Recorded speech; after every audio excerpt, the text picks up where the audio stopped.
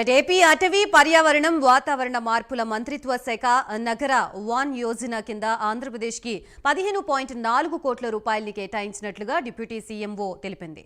ఈ మేరకు ఎక్స్ ద్వారా తెలియజేసింది. ఏపీ అంతటా 11 పట్టణ అడవుల అభివృద్ధి కోసం ఈ నిధులు కేటాయించనున్నట్లుగా పేర్కొంది.